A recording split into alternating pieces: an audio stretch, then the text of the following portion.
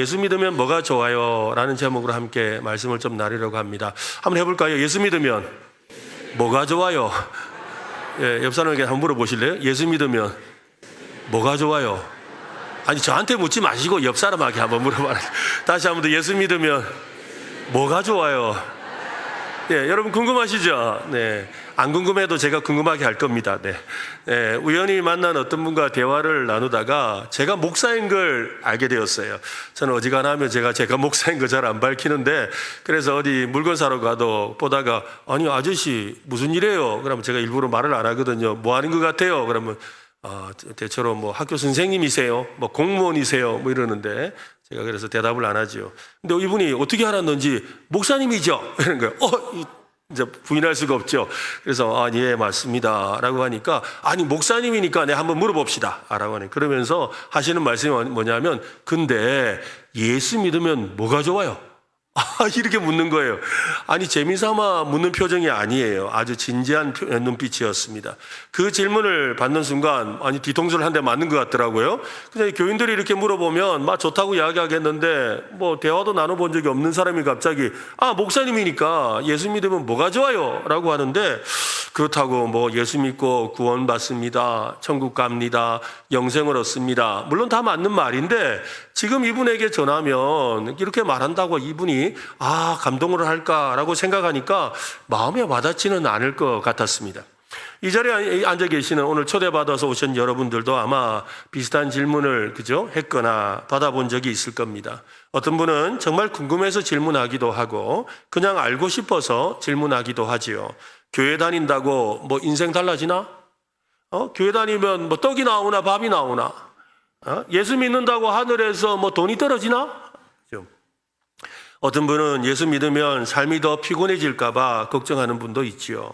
지금도 힘든데 예수 믿고 교회 나와서 더 피곤해질까 봐 염려되어서 아이고 됐습니다 하고 손살해치기도 합니다.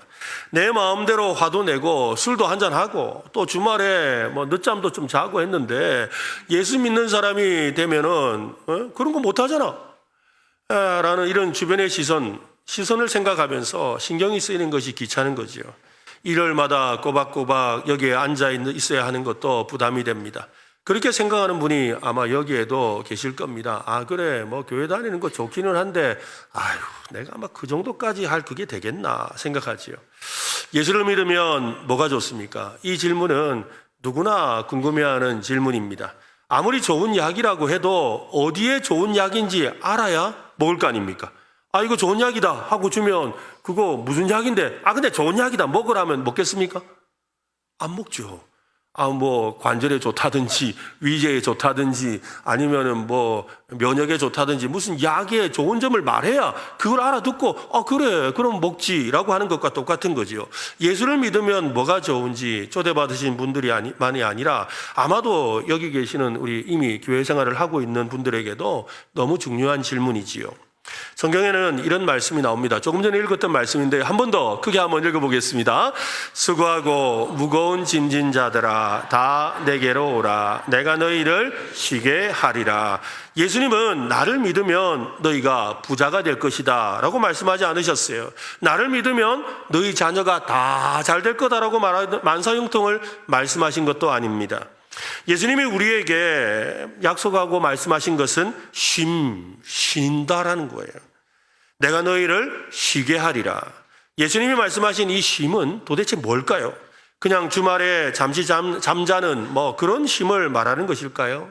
이 말씀은 우리 인생 전체를 향해 주시는 초대장과도 같은 그런 말씀입니다. 저는 오늘 예수님을 믿으면 좋은 것 3가지를 좀 말씀드리려고 합니다. 그 첫 번째가 진정한 쉼을 얻는 것입니다. 해볼까요? 진정한 쉼을 얻는다. 네, 현대인은 하루에도 수십 번씩 피곤하다, 지쳤다, 참 피곤하네, 그죠? 이런 말을 입에 달고 삽니다. 직장에서의 스트레스, 또 인간관계의 갈등, 미래에 대한 불안과 과거에 대한 후회, 늘 무언가를 짊어진 채 쉴 새 없이 달리고 있습니다. 그렇게 바쁘게 살아도 마음은 언제나 공허하고 불안하지요. 그래서 여행을 떠나보고 취미에 몰두해보고 사람을 만나서 위로를 받아보려고 합니다. 하지만 그런 것들이 우리 마음에 진짜 힘을 주지는 않지요. 쉬고 싶지만 쉬지 못하는 이유가 뭘까요? 다 누구나 쉬고 싶어 하는데 쉬지 못하는 이유가 무엇이겠습니까? 내가 짊어지고 있는 짐 때문이지요. 어떤 분에게는 먹고 사는 문제와 같은 경제적인 짐일 것입니다. 매일 꼬박꼬박 나가는 대출이자 또 아이들 학원비, 줄어들지 않는 마이너스 통장과 같은 것들 말입니다. 이 짐의 무게가 너무 무거워서 어떤 날은 정말 숨이 턱 막히는 것 같아요. 어떤 분에게는 관계의 짐이 있기도 합니다. 아무리 노력을 해도 가까워지지 않는 배우자와의 관계라든지 자녀와의 관계, 그저 속썩이는 자녀의 문제들, 또 혹은 직장에서 나를 괴롭히는 상사나 동료와의 그 갈등과 같은 이 관계의 짐 때문에 힘들어하지요. 관계의 짐은 보이지는 않지만 마음을 짓누르고 우리의 속마음의 진액을 다 빼앗아 가지 않습니까? 또 다른 짐도 있습니다. 과거의 짐과 미래의 짐이죠. 살면서 이런 말을 자주 듣습니다. 야, 지난 일은 좀 잊어버리라. 지난 일은 좀 잊어버리고 살아라. 그건 과거잖아. 그걸 부스럼 만들지 말아라. 라고 하지요. 근데 여러분, 그게 됩니까? 그게 되던가요? 잊으려고 하면 잊어집니까? 안 됩니다. 누구도 과거의 짐을 벗을 수가 없죠. 저도 오늘 아침에 이 설교 준비를 하면서 이 내용을 보다가 저도 여러분한테 잊으라고 말하고 싶었는데 옛날 일이 생각이 나더라고요. 그 옛날이 생각이 나니까 마음이 되게 부담스럽더라고요. 그때 내가 왜 그랬을까? 그 생각을 하게 되지요. 여러분, 옛날에 그 과거의 짐을 벗어버리는 방법은 딱 한 가지 있습니다. 그게 뭘까요? 기억 상실증에 걸리면 돼요. 그죠? 기억 상실증에 걸리면 기억이 안 나요. 그렇지 않고서는 누구나 다 기억하고 사는 거지요. 네. 부부가 서로 대판 싸웠습니다. 싸우다 보면 꼭 나오는 단골 메뉴가 있죠. 10년 전에, 15년 전에 하면서 이야기를 꺼냅니다. 당신 그때 나한테 이렇게 했잖아. 여러분, 왜 그럴까요? 그 일이 정말 20년 전의 과거일까요? 아니지요. 아직도 그 20년 전의 일, 15년 전의 일을 짊어지고 살고 있는 거예요. 그러니까 말끝마다 그 말이 나오는 거예요. 왜? 내가 짊어지고 있는 거니까요. 해결하지 못한 감정은 유효기간이 없습니다. 그 상처를 외면하고 묻어두려고 할수록 내 안에는 골마 터져서 불쑥불쑥 나를 괴롭힙니다. 평정심을 잃게 만들지요. 그게 우리가 짊어지고 있는 과거의 무거운 짐입니다. 어디 과거의 짐만 있겠습니까? 미래의 불안함도 있지요. 미래의 짐은 불안함이에요. 내 노후가 어떻게 될까? 아이고, 내가 앞으로 어떻게 살겠노? 내 자식들이 내 먹여 살려주겠나? 나는 앞으로 이 연금이 지금 국민연금이 문제가 많다는데 내가 이거 지금 내가 앞으로 노후를 어떻게 살아가야 되겠노? 우리 아들 공부하는 거 보니까는 대학 가기가 좀 힘들 것 같은데 시집 장가는 가겠나? 또 이 직장 언제까지 내가 다닐 수 있을까? 끊임없는 걱정과 이 불안의 짐을 지고 있지 않습니까? 과거의 상처와 죄책감과 미래에 대한 불안이라는 이 거대한 짐을 어깨에 메고 오늘을 힘겹게 버텨내고 있는 것이 저와 여러분의 모습이 아닙니까?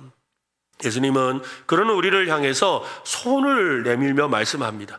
수고하고 무거운 짐진 자들아 다 내게로 오라. 한번 따라 해볼까요? 수고하고 무거운 짐진 자들아 다 내게로 오라. 내가 너희를 쉬게 하리라. 여러분, 예수님께서 다른 조건을 달지 않으셨습니다. 먼저 무엇을 해낸 다음에 오너라 라고 말씀하지 않으셨습니다. 그냥 오라고 하셨습니다. 예수님의 초대는 조건 없는 초대입니다. 그리고 내가 너희를 쉬게 하리라고 약속하셨습니다. 예수님은 이어서 이렇게 말씀하시는데요. 29절 말씀에 보면 나는 마음이 온유하고 겸손하니 나의 멍에를 메고 내게 배우라. 그리하면 너희 마음이 힘을 얻을 것이다. 여러분, 여기에서 멍에를 매라는 말씀이 좀 마음을 불편하게 합니다. 멍에가 뭔지 아시죠? 소 2마리가 밭을 갈 때 목에 거는 것입니다. 멍에는 원래 혼자 매기도 하지만 2마리가 같이 매는 것이 안정적이죠. 예수님 당시에 이스라엘에서는 어미소와 어린 송아지가 같이 멍에를 메었습니다.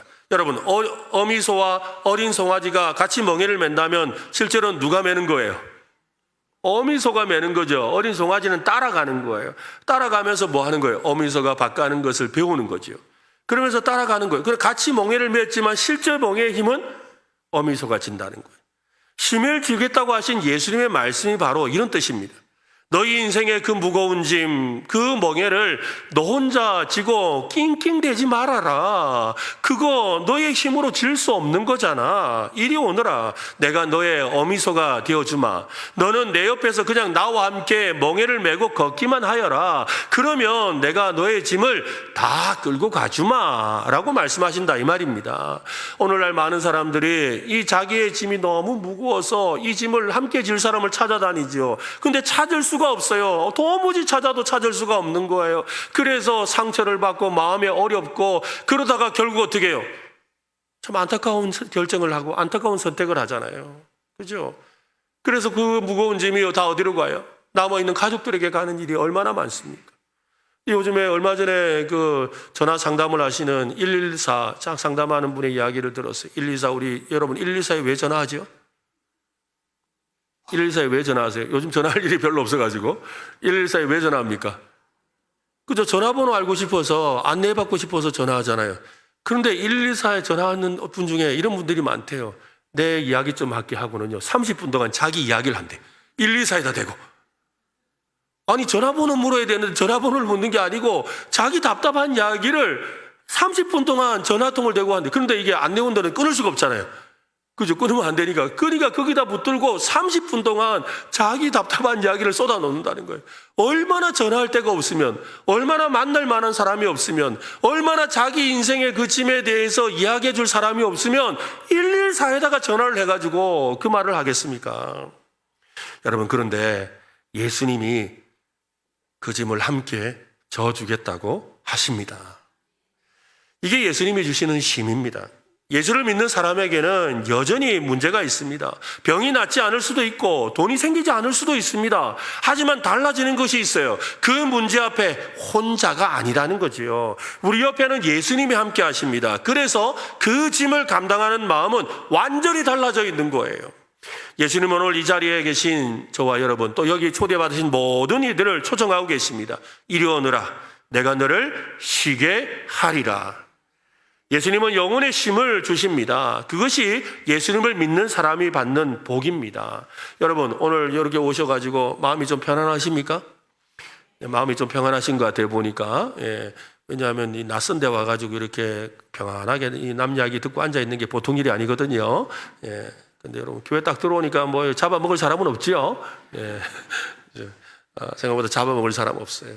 오히려 교회 오셔서 이렇게 앉아있다가 가만히 있는데 졸더라고요. 근데 조는 것도 참 귀한 거예요. 왜냐하면 여러분, 어디 낯선 데 가서 여러분 좁니까? 안 졸잖아요. 그죠? 나중에 내 가방이라도 훔쳐가 못 잘라고. 네, 안 졸아요. 그런데 여러분, 여기 와서 이렇게 마음이 편안하고 이렇게 또 졸리기도 하고. 왜 그럴까요? 여러분의 영혼이 쉼을 얻는 거예요. 오늘 이곳에서 예수님 만나고 쉼을 얻으시기 바랍니다. 사람들이 지치고 불안해하는 또 하나의 이유가 이것입니다. 무엇을 위해 사는가에 대한 분명한 답이 없기 때문이지요. 돈을 벌고 또 자녀를 키우고 일하면서 하루하루 살아가지만 가끔 문득 이런 생각이 들 때가 있지요. 내가 이렇게 열심히 사는 이유가 뭘까? 이렇게 살아서 결국 내가 뭐 하려고 그러지? 저는 이 말 할 때마다, 이 고민이 들 때마다 옛날에 그 김대희라는 그 개그맨이 했던 이 개그가 생각이 나더라고요. 무슨 말이든지 하면은, 니 그래 열심히 공부해가 뭐 하려고? 소고기 사 먹겠지. 니 열심히 공부해가 뭐 하려고? 직장 가려고요. 직장 들어가서 뭐 하려고? 소고기 사 먹겠지. 아니 그러면 직장 들어가서 그래 가지고 뭐 하려고? 그러면 결혼하지요. 좋은 여자 만나서 결혼하지요. 결혼해가 뭐 하려고? 함께 소고기 사 먹겠지. 그래 결혼해가 좋은 여자 만나서 뭐 하려고? 그러니까 애 낳겠지요. 애 낳아서 뭐 하려고? 그러니까 애랑 같이 소고기 사 먹겠지요. 그러니까 그러더니 그래 그러면 다 애 크고 해가지고 나중에 며느리 생기고 하면 그럼 어쩌려고? 그러니까 며느리랑 같이 한우 사 먹겠지요. 그 인생의 결론이 뭐냐면 소고기 사 먹는다는 거라는 거예요. 가만히 생각해보면 그 말이 틀린 말이 아니야. 그렇지 않으세요, 여러분?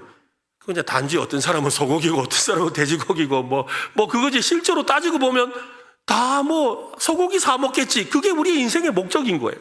뭐 딴 게 없어요. 그게 우리의 삶의 목적인 것처럼 느껴지죠. 우리 중에 누구도 뭐 거창하게 자기 인생에 대해서 말할 수 있는 사람이 그리 많지 않습니다. 그래서 순간적인 즐거움이나 세상의 기준에 자신을 맞추며 살아가려고 하지요. 문제는 그 기준이 쉽게 바뀐다는 겁니다. 세상이 말하는 성공의 잣대는 늘 변하기 마련입니다. 그러다 보니까 어느 날 문득 거울 앞에 선 자신을 보면서 깊은 공허함에 빠져서 내가 지금 뭐하노? 라는 마음이 드는 거지요. 유명한 상담 전문가 교수님이 나와서 멋진 어른이 되는 법에 대해서 말씀을 하는 걸 들었습니다. 멋진 어른은 이 세 가지 특징이 있다는데요. 첫째는요, 단호합니다. 아주 단호하대요. 그래서 나는 못하겠습니다 라고 자기 주장을 확실하게 말할 수 있답니다. 두 번째로는 냉정하답니다. 감정에 휘둘리지 않고 나는 당신과 생각이 다릅니다 라고 이렇게 당당하게 이성적으로 판단하고 말할 수 있다는 거죠. 세 번째로는 결단력이 있답니다.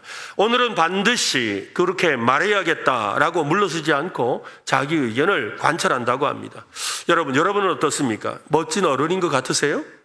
왜 그런 말을 잘 하지 못하고 살까요? 여러분 사실 그죠? 세 가지 잘 못하잖아요. 잘 안 되거든요.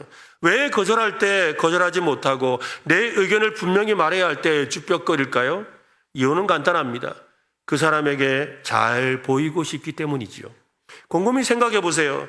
내 삶에서 나를 가장 힘들게 하고 내 감정을 상하게 하고 자꾸 피하고 싶은 그 사람은 누굴까요? 놀랍게도 그 사람은 내가 가장 잘 보이고 싶은 사람, 내가 가장 인정받고 싶은 사람이에요.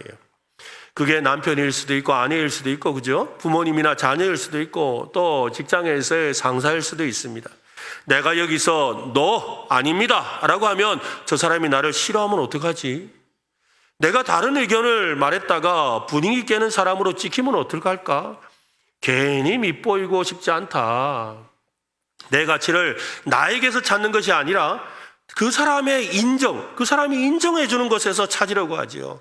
그래서 그 사람의 말 한마디에 내 기분이 천국으로 갔다가 지옥으로 가는 거예요. 막, 잘했다고, 이러다가 표정이 좀 심각하면, 나 오늘 또 어떡하나. 이러면서 지옥으로 가는 거예요. 여러분, 그 사람의 눈빛 하나에 내 존재감이 흔들리지요. 그게 바로 기준이 없는 삶의 비극입니다. 우리는 이 타인의 시선이라는 감옥에 갇혀서 살고 있습니다. 여러분, 예수 믿으면 뭐가 좋을까요? 두 번째 대답은 한번 따라 합시다. 흔들리지 않는 삶을 산다. 한번 더 할까요? 예수 믿으면 뭐가 좋다고요? 흔들리지 않는 삶을 산다. 세상은 우리에게 끊임없이 말합니다. 당신이 이룬 성과가 바로 당신입니다. 당신이 타고 다니는 차가 바로 당신입니다. 당신이 살고 있는 그 집, 그 동네가 바로 당신입니다. 라고 말하는 거예요. 그것이 사람들이 또 당신에 대해서 말하는 그 평가가 바로 당신이에요. 하지만 그것은 머리 위에 집을 짓는 것과 같습니다. 성과가 떨어지면 내 가치도 떨어지지요. 가진 것을 잃어버리면 너의 존재도 사라져버립니다. 사람들이 나를 비난하면 나는 쓸모없는 인간이 되는 것 같아요. 그래서 그거 엉켜지고 막 아득바득하며 사는 거예요. 안 돼. 요거 내려놓으면 난 죽지도 않는데 사실은. 내 이거 없으면 못 살아. 아니 상관없는데. 그거 있어야 살아간다고. 얼마나 붙들고 사는지 몰라요.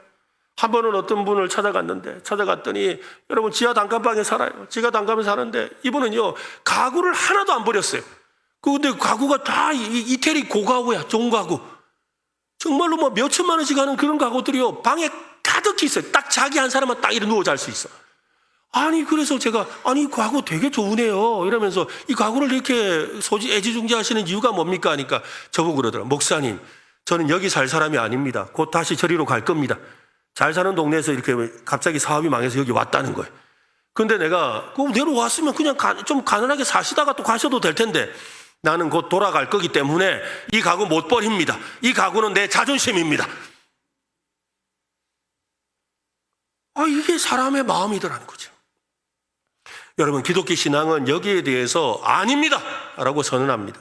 예수 그리스도를 믿으면 내가 하나님의 특별하고 소중한 존재임을 깨닫게 되는 거지요. 한번 따라 할까요? 예수 믿으면 하나님의 특별한 사람이 된다. 어떤 하나님의 특별한 사람이 될까요? 바로 하나님의 자녀가 되는 복을 주신다고 합니다. 요한복음 1장 12절인데요. 같이 한번 읽어보겠습니다. 시작.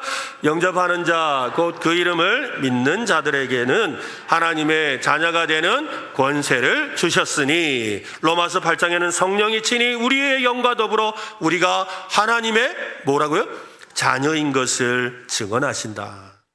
단순히 입양되었다는 정도가 아닙니다. 권리를 상속받았다는 말입니다. 온 우주의 왕이신 하나님의 모든 것을 상속받을 상속자가 되었다는 말이지요. 이 사실을 온몸으로 깨닫고 누렸던 자존감의 대가가 있습니다. 그는 바로 성경에 나오는 사도 바울이라는 사람입니다. 그는 자신이 하나님의 자녀라는 그 정체성이 얼마나 확고했는지 자신의 상황에 대해서 이렇게 고백을 합니다. 빌립보서에 보면 나는 비천에 처할 줄도 알고 풍부에 처할 줄도 알아. 모든 일 곧 배부름과 배고픔과 풍부와 궁핍에도 처할 줄 아는 일체의 비결을 배웠노라. 그는요, 가난한 데 있으나 부자 동네 사나 또 좋은 차를 타나 작은 차를 타나 어떨 때는 차가 없어 걸어 다니나 그가 이 모든 것에 있어서 만족하는 법을 알고 있다는 거예요. 어떻게 이런 고백이 있을 수 가능할까요? 여러분, 어떻게 가능할까요? 여러분 한번 생각해 보세요. 오늘 점심으로 짜장면을 먹습니다. 짜장면을 먹는데 어떤 사람은 그래요. 아이고, 내가 돈이 없어가 짜장면 먹는다. 아이고, 내가 짜다가 짜장면 먹는 인생이고, 그런 사람이 있어요. 그런데 어떤 사람은요, 그래요. 야, 짜장면 싸고 맛있다. 여러분 어떤 인생을 살고 계세요?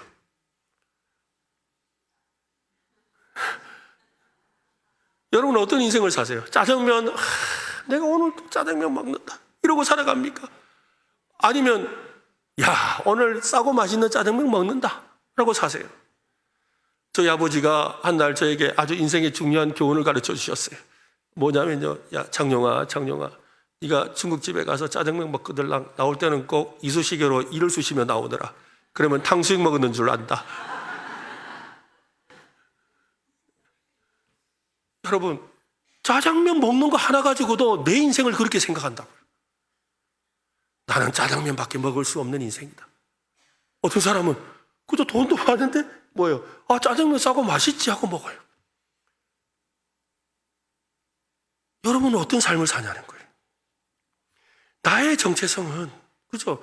감옥에 있으나 왕궁에 있으나 굶주리나 배부르나 그의 자존감은 흔들리지 않는 게 사도 바울인 것처럼 예수를 믿으면 누구라도 하나님의 자녀가 됩니다. 그 정체성은 상황에 있지 않아요. 그의 가치는 사람들의 평가에 있지 않습니다. 그는 자신이 하나님의 상속자라는 사실을 철저히 믿는 데 있는 거지요. 예수를 믿으면 하나님의 자녀가 되는 권세를 주십니다. 예수 믿고 받는 복 중에 최고는 바로 하나님의 자녀가 되는 복입니다. 하나님의 자녀가 되는 것이 왜 복이 될까요? 하나님께 무엇이든지 기도할 수 있기 때문인 거예요. 여러분 한번 생각해 보세요. 우리 아버지가 아무것도 이렇게 제가 아버지 이거 좀 사주세요. 안 사줘. 그래가지고 아버지 이번에 운동화 이거 새 운동화가 나왔는데 운동화 좀 사주세요. 근데 아버지가 안 사줘요. 근데 옆집에 친구 아버지는요, 세상에 제일 좋은 비싼 운동화를 갖다가 30만 원짜리 사주는 거야. 그걸 보니까 마음이 너무 그래요. 그래가지고 아버지 저는 집을 옮기겠습니다. 그럼 제가 옆집에 가가지고 아저씨 보고 아저씨라고 이제 부르지 않고 이제부터 아버지라 부르겠습니다. 아버지 운동화 사주세요. 한번 사줄까요? 사줄까요? 뭐라 그럴 것 같아요? 너희 집 가라. 그죠? 너희 집 가라 그럴 거예요. 여러분, 그 집의 아들이 아닌데 어떻게 사달라고 할 수가 있겠어요? 마찬가지예요, 여러분. 오늘 교회에 오셔서 여러분 기도하는데 하나님의 자녀는요, 하나님께서 그것을 들어주신다고 약속하셨어요. 인생의 고민, 답답한 거, 왜? 그분이 내 아버지이기 때문에. 하나님이 들어주시는 거예요. 여러분도 하나님의 자녀가 될 수 있습니다. 예수님을 하나님의 아들로 믿으면 됩니다. 하나님의 아들이 되고 싶다고 말하면 됩니다. 하나님의 아들이신 예수님을 믿는다고 말하면 됩니다. 교회에 나오면 돼요. 하나님의 말씀, 예수님의 말씀을 들으면 됩니다. 사람들은 들은 대로 생각하고 말합니다. 그래서 믿음도 듣는 데서 시작하는 겁니다. 하나님께서 여러분을 자녀로 삼고 싶어 하십니다. 그 초청을 기쁜 마음으로 받아들이시기를 간절히 바랍니다. 네, 우리에게 여전히 풀리지 않는 갈증이 있지요. 그것은 사랑에 대한 갈증입니다. 인간의 가장 깊은 갈망은 사랑받고 싶은 마음이에요. 우리가 아무리 강해 보여도 마음속 깊은 곳에는 나는 사랑받고 있는가라는 질문이 자리하고 있습니다. 2022년도에 방영되었던 나의 해방일지라는 드라마가 있습니다. 이 드라마의 주인공으로 나왔던 이 주인공 이름이 연미정인데요. 이 연미정이라는 이 주인공은 참 사랑에 대해서 계속 이렇게 갈구하는 그런 캐릭터입니다. 이 주인공의 유명한 대사가 있는데요. 그 대사가 뭐냐면 날 추앙해 주세요. 날 추앙해 주세요. 그러니까 나를 특별히 사랑하고 이렇게 존중해 주세요 라고, 날 추앙해 주세요 라고 했습니다. 오늘날 현대인들이 얼마나 자신을 진심으로 사랑해 줄 사람을 찾고 있는지를 보여주는 대사지요. 그녀는 자신이 세상에서 작고 무력하다고 느낄 때 누군가가 자신을 특별하게 봐주고 존재 자체를 인정해 주기를 바라는 마음을 담아서 그 말을 던졌던 겁니다. 연미정은 연애와 인생에서 번번이 실패하면서 끝없이 사랑을 갈망하는 모습을 너무 많이 사랑받고 싶어요. 너무 많이 사랑받고 싶어요 라는 대사로 표현을 했습니다. 그녀의 대사는 우리의 마음을 표현하는 것처럼 깊은 공감을 줍니다. 우리는 모두 사랑받고 싶다라는 갈망이 늘 마음에 있지요. 여러분 그렇지 않으세요? 한번 해볼까요? 나도 사랑받고 싶다. 옆 사람에게 한번 해보세요. 나도 사랑받고 싶어. 그죠? 우리는 사랑받고 싶거든요. 날 추앙해 줄 사람을 찾고 있습니다. 어릴 적에 부모님의 사랑을, 또 자라면서 친구나 배우자의 사랑을, 어른이 되어서는 지금도 끊임없이 또 다른 사랑을 우리는 갈망합니다. 그런데 현실 속의 사랑은 언제나 조건적이지요. 성공하면 칭찬하고, 실수하면 외면당하고, 잘하면 사랑받고, 못하면 버려집니다. 많은 사람은 사랑받기 위해 끊임없이 자신을 꾸미고 또 노력하고 감추며 살아가고 있습니다. 하지만 그런 사랑은 오래가지 않지요. 조금만 실패하면, 기대에 못 미치면 그 사랑은 식어버립니다. 그런 사랑은 고달픈 사랑인 거예요. 힘들고 지치게 만드는 사랑인 거예요. 사랑하면 할수록 짐이 더 무거워지는 사랑이에요. 우리 안에 있는 이 불안도 사랑과 관련이 있지요. 저 사람이 나를 지금처럼 사랑해주지 않으면 어떻게 할까? 우리는 조건적인 사랑의 길들임을 당해서 그 사랑을 잃을까 봐 전전긍긍합니다. 마음속에 사랑받고 싶은 열망만 있는 것이 아닙니다. 여러분, 또 우리 마음에 있는 한 가지는 뭐냐면 사랑하고 싶은 강렬한 열망도 있지요. 그래서 다 누군가를 사랑해도 한번 뜨겁게 한번 사랑해보고 싶다. 정말 정열적으로 사랑해보고 싶다. 그런 마음이 누구나 있는 거예요. 누군가를 또 무엇을 마음껏 사랑하고 싶어 합니다. 이런 우리의 마음이 오늘날 대표적으로 표현되는 게 뭔지 아세요? 이 반려동물을 사랑하는 거예요. 강아지, 고양이. 여러분, 강아지, 고양이를 사랑하는 거 정말 얼마나 사랑하는지 몰라요. 요즘에 강아지 그 옷이 어른 옷보다 더 비싼 거 아시죠? 그렇잖아요. 내 입는 옷보다 비싸요, 여러분. 한날은 우리 할머니가 이렇게 유모차를 끌고 가길래 아이고 손주가 귀엽나 보다 하고 아이고 손주 귀엽겠냐고 열었는데 강아지가 앉아있더라고. 그런데 그 유모차가 얼마나 비싼지, 사람 타는 유모차보다, 우리 하이 타는 유모차보다 더 비싼 거예요. 왜 그럴까요, 여러분? 적어도 강아지는, 고양이는 등 돌리지는 않는다라고 하더라고요. 내가 사랑 주면 좋다고 꼬리 흔들어주고 등 돌리지는 않는다는 거예요. 내가 사랑을 주고 싶다 이 말인 거예요. 근데 사랑을 줄 대상을 못 찾아서 강아지, 고양이에게 주는 거잖아요. 오늘날에는 또 AI, 그죠? 인공지능에다가 또 사랑을 줘요.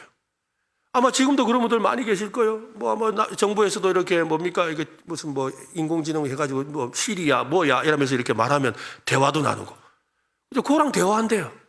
그리고 실제로 요즘에 그 인공지능에서 제일 많은 대화가 뭔지 아세요? 나 심심한데 어떻게 살까 하고 인생 상담을 하는 그 질문이 인공지능 질문에 제일 많대요.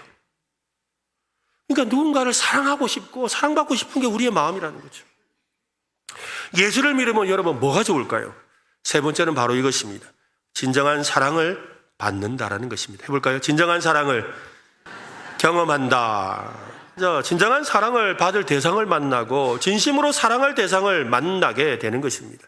이 세상 어디에서도 찾을 수 없는 사랑을 경험하고 사랑할 사람들, 즉 교회를 얻게 되는 거예요. 성경은 사실 한 권의 거대한 연애 편지입니다. 하나님께서 길을 잃고 방황하는 우리를 향해서 나는 너를 끝까지 사랑한다 라고 말씀하시는 사랑의 메시지로 가득합니다. 그 절절한 사랑의 고백에 폭발한 정점이 어딘 줄 아십니까? 그게 바로 십자가입니다.